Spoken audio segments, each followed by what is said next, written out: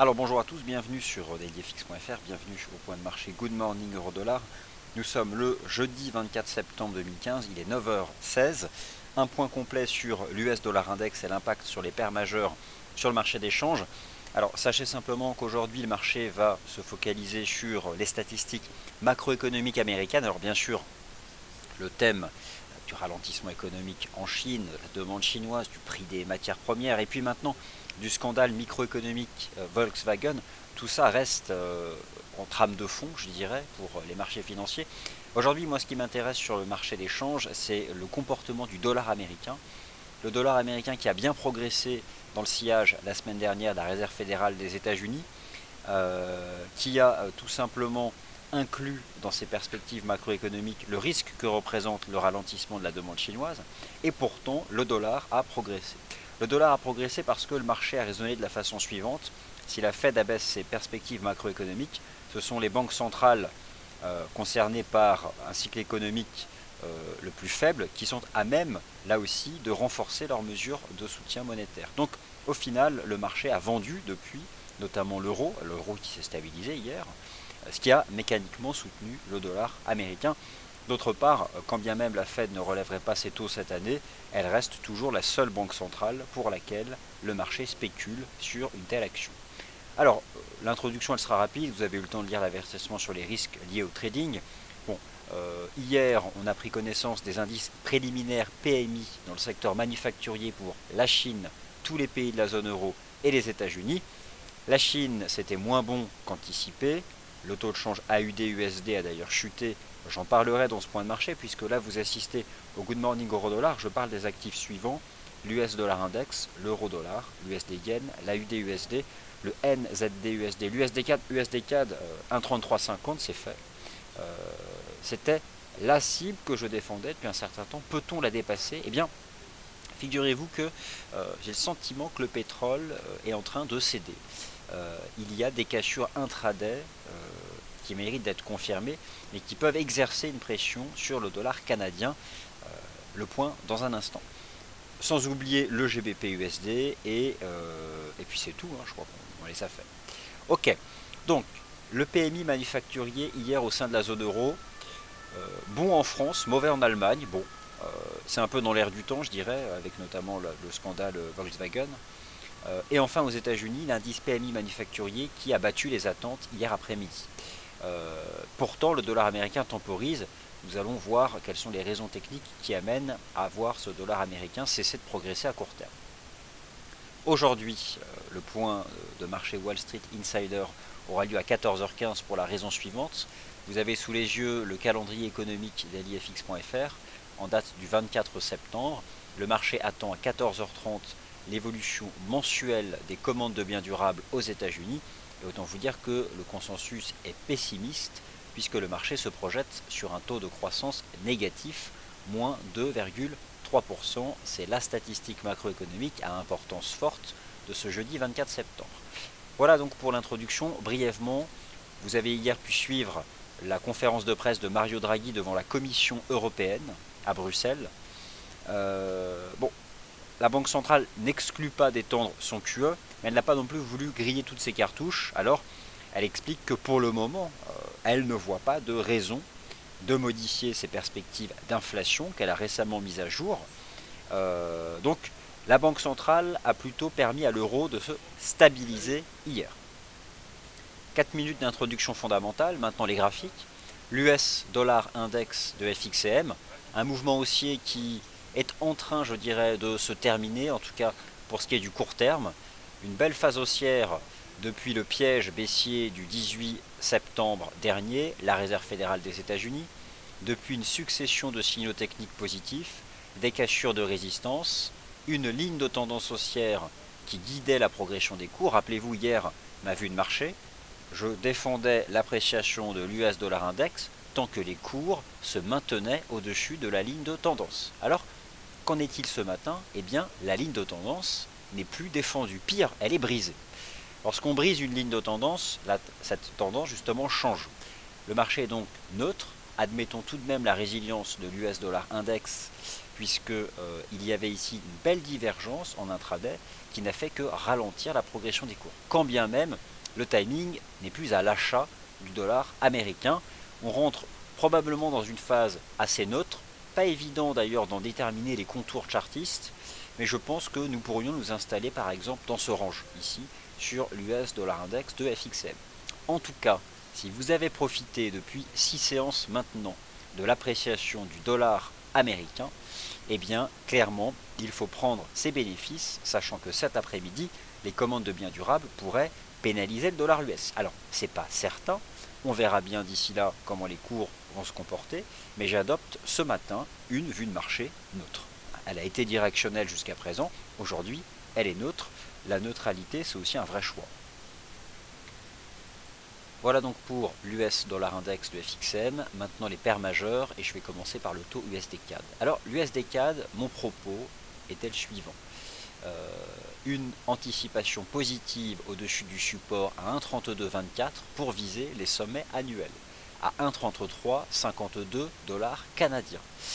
Eh bien, je prends le plus haut qui a été inscrit par ce marché hier entre 16h et 17h heure de Paris et je lis comme vous 1,3357. Donc, objectif atteint sur le taux USD CAD. Le taux USD CAD qui temporise sous les 1,3350 depuis longtemps, ça fait depuis la fin du mois d'août. Alors, il a atteint une résistance, n'anticiperait pas la cassure d'une résistance. À court terme, d'ailleurs, il se replie, parce que le dollar américain temporise. Je surveille cette ligne de tendance, mais cette ligne de tendance passe nettement en deçà du niveau actuel des cours. On peut envisager sur le court terme un repli du taux USD CAD dans cette zone ici comprise entre 1,3280 et 1,3290. À ce moment-là, j'observais la réaction des cours. En tout cas, la résistance à 1,3350 a été atteinte. Pour aller plus haut, il faut tout simplement la déborder, ce qui n'est pour le moment pas le cas. Et l'euro-dollar dans cette affaire. Alors, l'euro-dollar, le principe était le suivant. Depuis cette structure ici en avalement baissier du 21 septembre sous la résistance des 1,1330 dollars, un niveau technique qui avait été réintégré suite à la réserve fédérale des États-Unis, le taux euro-dollar s'est replié. Deux cibles techniques ont été atteintes, en réalité une à 1,1130 et une seconde a été approchée à 1,1087 dollars. Le marché a fait un plus bas à 1,1105. Alors maintenant, qu'en est-il ?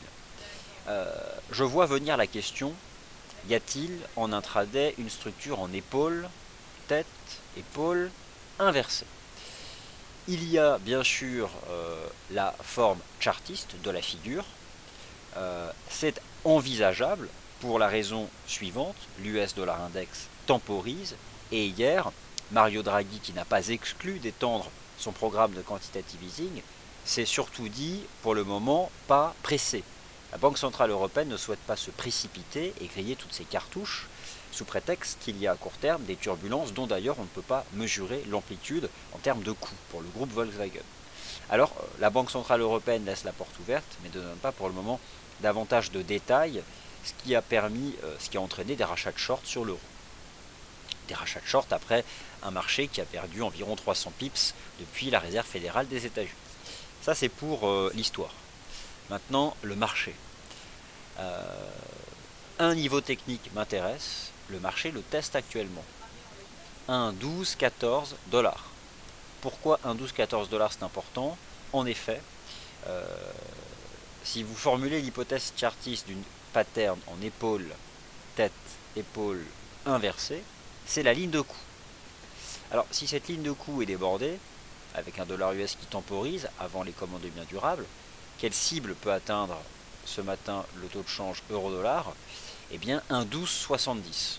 1,1270 dollars en cas de dépassement des 1,1215, ça correspond à une extension de Fibonacci. Et d'autre part, cette extension de Fibo, alors c'est 0,618 d'extension de l'amplitude balayée par les prix entre le point bas de la tête et le point haut de ces deux épaules. Ce qui m'intéresse, c'est que cela correspond à un niveau de chartiste. Alors, lorsque un niveau de chartiste rejoint une proportion de marché, entre autres ici les proportions issues des ratios dits de Fibonacci, ce sont généralement des niveaux forts pour le marché. Donc en cas de débordement des 1,1215 $, la cible immédiate se trouve à 1,1270. Ce qui signifie que 1,1215 $ en tant que niveau d'accélération potentielle ne me semble pas être une résistance à vendre, puisqu'il y a un risque haussier du fait de l'abandon par le dollar américain du canal haussier en place depuis 6 séances. Donc je résume un peu mon propos. Pour ce qui est du taux de change euro-dollar, vous avez la possibilité à l'aide des bougies japonaises horaires de tracer cette ligne de tendance haussière. Le marché reste dans une phase de reprise technique tant qu'il évolue dans ce canal. S'il l'abandonne, eh bien c'est la phase de baisse qui reprendra, soit du fait de l'euro, en envisageant par exemple une baisse des taux obligataires, ou encore un dollar américain qui serait soutenu cet après-midi par une bonne surprise sur les commandes de biens durables. Mais ça, au-delà du consensus, la réalité du chiffre, elle sera connue à 14h30. Voilà donc comment je peux... alors, si vous vous posez la question par exemple d'une stratégie de trading pour jouer une accélération en cas de cassure des 1,1215, votre stop c'est simple, c'est sous le canal haussier horaire. Donc le risque financier il est certes limité, après pour le moment le niveau des 1,1215 n'est pas brisé. Voilà donc moi ce que je peux vous proposer pour le moment sur le taux de change euro-dollar, et d'ailleurs ce graphique en données horaires du taux de change euro-dollar, je vais l'enregistrer. Je vous laisse à vos questions en attendant, et je vais évoquer les autres actifs.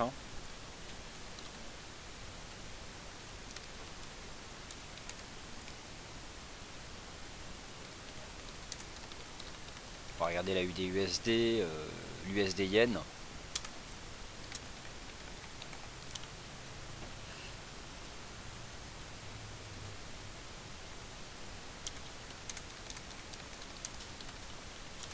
On va tout regarder et puis je vais répondre à vos questions. Alors justement le GBP-USD, qu'en est-il du GBP-USD, de la UD-USD? La UD-USD il a continué de se reprendre, de se déprécier, pardon, essentiellement parce que il y a un lien fort entre la dynamique générale du taux de change AUD-USD et les chiffres macroéconomiques en provenance de Chine. L'USD CAD, j'en ai parlé. Alors oui, l'USD CAD, un mot sur l'USD CAD, un mot sur le pétrole. Ce n'est pas l'émission adaptée, c'est un fait, mais le lien est fort entre le taux USD CAD et le pétrole. Je dis ce matin, attention, alerte rouge sur le prix du pétrole. Il y avait un indicateur de tendance qui m'intéressait, c'était la moyenne mobile à 20 jours. Elle a été brisée, ce qui n'a pas été le cas depuis le 28 août dernier. Le risque aujourd'hui pour le prix du pétrole, et ce sera probablement quelque chose d'évoqué dans le Commodities Market Report, c'est de sortir par le bas de ce triangle qui se développe depuis la fin du mois d'août. S'agit-il d'un pré-signal baissier, la cassure de la moyenne mobile à 20 jours? C'est possible, ce qui pourrait expliquer d'ailleurs l'accélération de l'USD CAD. Bon, on verra. Le GBP-USD. Alors, le GBP-USD n'a pas atteint 1,5190. C'était ce que je visais, notamment depuis l'épaule tête-épaule du 21 septembre et la cassure des 1,55. Alors, malgré tout, depuis les 1,55, le marché est tombé à 1,5220, donc ce qui fait quand même plusieurs centaines de pips de baisse. Le taux de change GBP-USD entre dans une phase de reprise technique. Je vais simplement monter d'un horizon de temps pour simplement évaluer la situation du momentum. Bon, en effet, le RSI H4 est survendu, mais bon, la survente n'empêche pas, j'ai envie de dire, de baisser. Rebond technique sur le taux GBP-USD à court terme. Plusieurs résistances sont envisageables. Il y a une chose qu'on peut faire, c'est simplement tracer un canal de baisse. Je vais essayer de l'ajuster proprement. Un canal de baisse en place depuis les 1,5650. Laissez-moi simplement attraper le niveau, voilà, c'est ça que je vais surveiller pour essayer d'attraper une bonne résistance, parce que je n'ai pas abandonné la cible à 1,5190. On est dans un rebond technique, voilà la zone de résistance comprise entre 1,53 et 1,5330.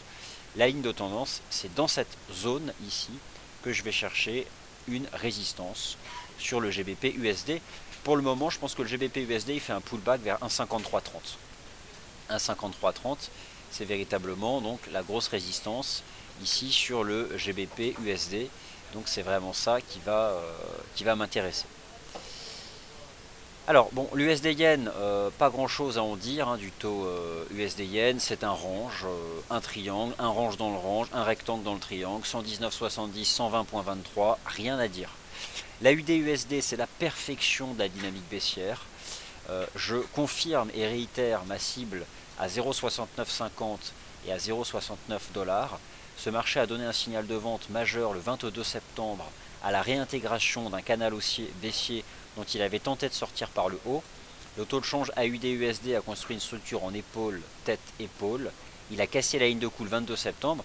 Et regardez un peu ce canal baissier en données horaires. C'est juste parfaitement propre, quoi. Et ça, c'est vraiment l'effet Chine. La UD-USD, sans se casser la tête, c'est la Chine qui explique la dépréciation. Et c'est une des plus belles tendances haussières intraday du moment.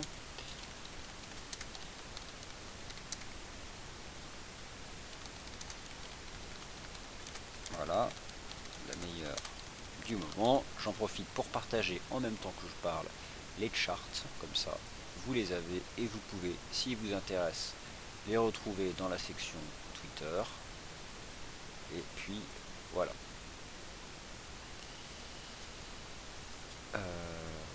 Ah oui, forcément, il va falloir joindre le graphique, ce serait mieux.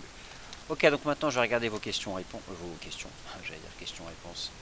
On va voir un peu si vous avez des questions, justement. Je laisse en plein écran le taux AUD-USD. Je laisse ici l'euro-dollar. Alors autant vous dire que l'euro AUD doit être sacrément haussier. Si la UD-USD s'enfonce et que l'euro-dollar attaque la résistance des 1,1215, il y a potentiellement quelque chose de sympathique. Ok. Et bien justement, il y a une question sur l'euro AUD. Alors, l'euro AUD, en général, je l'évoque dans le morning meeting, puisque ce n'est pas l'objet de ce point de marché. Cependant, je vais en parler, puisque je viens moi-même de le suggérer. L'euro AUD est en train de sortir par le haut d'un triangle symétrique qui existe depuis le 28 août. Il y a des pré-signaux positifs sur le RSI, ici H4. L'euro AUD peut donner un signal d'achat majeur. Je suis haussier au-dessus des 1,5950 et je pense qu'on est bien parti pour remonter haut et déjà revenir attaquer les 1,6187. Donc probablement une centaine de pips à attraper aujourd'hui encore à la hausse sur le taux de change euro AUD, essentiellement parce que l'euro-dollar s'est stabilisé et monte à court terme, et surtout parce que l'AUD-USD s'enfonce dans les bas-fonds. Merci à toutes et à tous, c'était le Good Morning Euro-Dollar, prochain point de marché à 10h30, le point matière première, le CMR, et puis moi je vous retrouve à 11h pour le Morning Meeting, où je balayerai tous les indices boursiers, toutes les matières premières, les paires de devises majeures croisées, les contrats de taux, le Bund, et puis la globale macro de manière générale. Merci et à tout à l'heure.